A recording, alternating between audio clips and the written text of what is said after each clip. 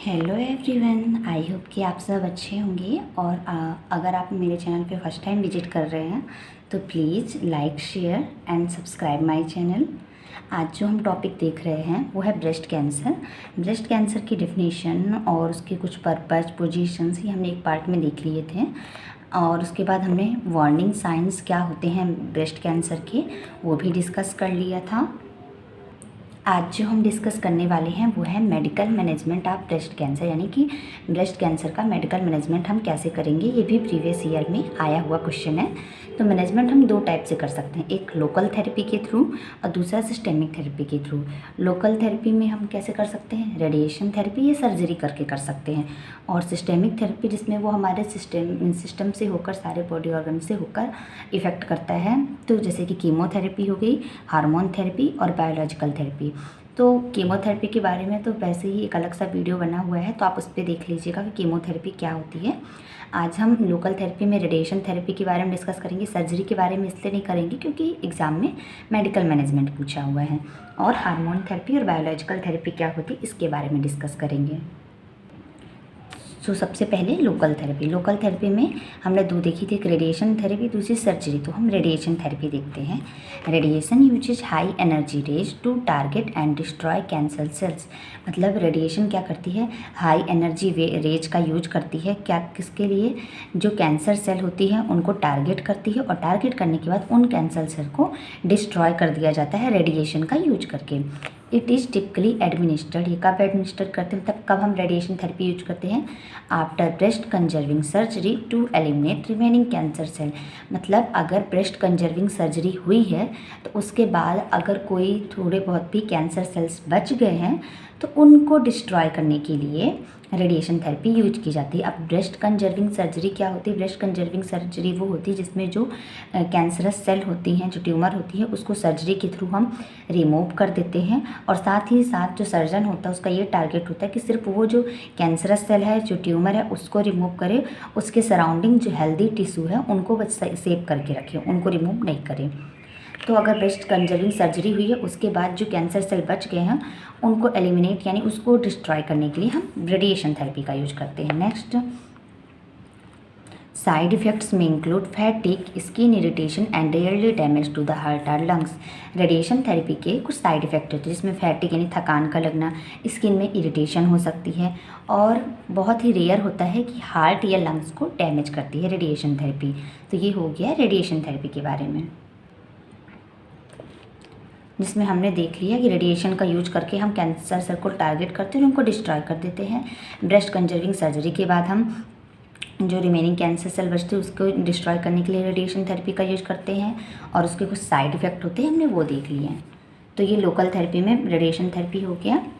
Next जो हमने देखी थी वो था सिस्टेमिक थेरेपी, यानी हमारे जो बॉडी ऑर्गन जो सिस्टम से होकर जो थेरेपी इफ़ेक्ट करती है कैंसर को डिस्ट्रॉय करने के लिए, उसमें हमने देखी थी हार्मोनल थेरेपी और बायोलॉजिकल थेरेपी। तो सबसे पहले हार्मोनल थेरेपी देखते हैं।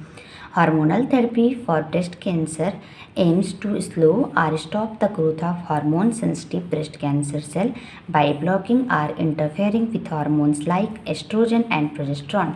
मतलब हार्मोनल थेरेपी, अगर हम ब्रेस्ट कैंसर के लिए हार्मोनल थेरेपी का यूज कर रहे हैं तो उसका एम क्या होता है, या तो स्लो कर देना है, या तो या तो रोक देना, या तो स्लो करेंगे या तो रोक देंगे। किसको स्लो करेंगे या रोक देंगे, जो ब्रेस्ट कैंसर सेल है जो कि हार्मोन के लिए सेंसिटिव है, उन ब्रेस्ट कैंसर सेल को ग्रोथ को या तो स्लो कर देंगे या स्टॉप कर देंगे। कैसे करेंगे, या तो जो हार्मोन्स हैं उनको ब्लॉक कर देंगे, या तो उनके जो फंक्शन है उसमें इंटरफेयर करेंगे, रुकावट लाएंगे, जैसे कि एस्ट्रोजन और प्रोजेस्टेरॉन।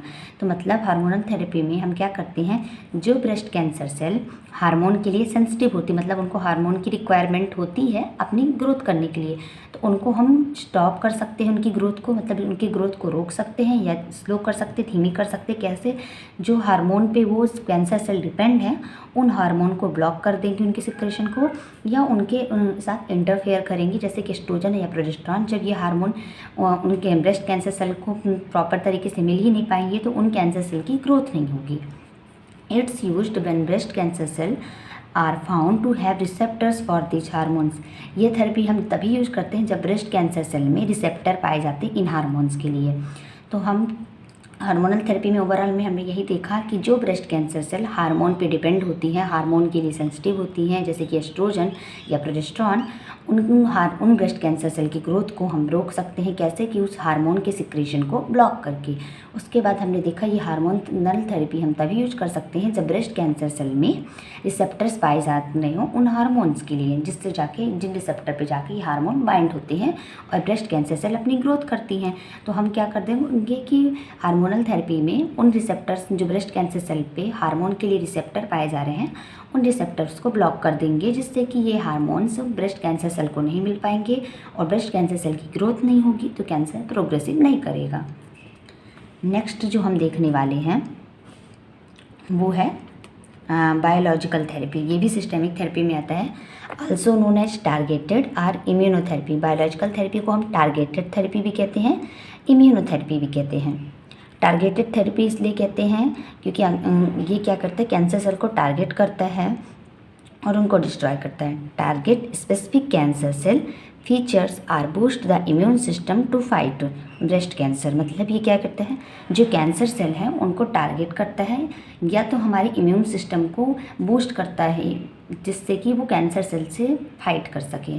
तो टारगेट थेरेपी क्यों कह रहे थे, क्योंकि कैंसर सेल को टारगेट करके उनको डिस्ट्रॉय कर रहा है। और इम्यूनोथेरेपी इसलिए कह रहे हैं क्योंकि बायोलॉजिकल थेरेपी के थ्रू हम अपने इम्यून सिस्टम को स्ट्रॉन्ग करते हैं, बूस्ट करते हैं, ताकि हमारा इम्यून सिस्टम स्ट्रॉन्ग हो तो वो कैंसर सेल के अगेंस्ट फाइट कर सके। उसके बाद क्या है, this therapy can be used alone or in combination with other treatments like chemotherapy, hormone therapy and radiation therapy. मतलब ये जो बायोलॉजिकल थेरेपी है जिसे हम इम्यूनोथेरेपी, टारगेटेड थेरेपी कह रहे हैं, इससे हम अकेले भी इन थेरेपी को यूज कर सकते हैं, ये अदर ट्रीटमेंट जो है उनके साथ भी यूज कर सकते हैं। जैसे कि कीमोथेरेपी के साथ भी हम बायोलॉजिकल थेरेपी यूज कर सकते हैं, हार्मोनल थेरेपी या रेडिएशन थेरेपी, इनके साथ भी हम बायोलॉजिकल थेरेपी को यूज कर सकते हैं। फिर हम देखेंगे कि जो बायोलॉजिकल थेरेपी है इसके बेनिफिट्स क्या हैं। Works when other treatment don't, ये तब हेल्पफुल होती है जब अदर ट्रीटमेंट जो है वर्क नहीं करती। मतलब अगर कीमोथेरेपी, रेडिएशन थेरेपी या हार्मोनल थेरेपी वर्क नहीं कर रहे हैं कैंसर के लिए, तो हम ये बायोलॉजिकल थेरेपी यूज कर सकते हैं। फ्यूअर साइड इफ़ेक्ट, जो बायोलॉजिकल थेरेपी इसके बहुत ही कम साइड इफ़ेक्ट होते हैं। रिड्यूस्ड रीअकरेंस, ये कैंसर को दोबारा होने से रोकता है या कम करता है।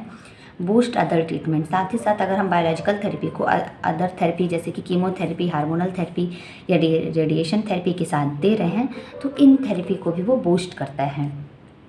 तो ये इसके बेनिफिट्स हो गए कि तब हेल्पफुल होता है जब बाकी ट्रीटमेंट वर्क नहीं करते। इसके साइड इफ़ेक्ट बहुत कम होते हैं। ये कैंसर को दोबारा होने से बहुत ही कम करता है, चांसेस कि कैंसर रिकरेंस हो, दोबारा से हो। और इस बाकी जो अदर ट्रीटमेंट है अगर उनके साथ हम बायोलॉजिकल थेरेपी दे रहे हैं तो उन अदर ट्रीटमेंट को ये बूस्ट करता है। तो ये इसके बेनिफिट्स हो गए।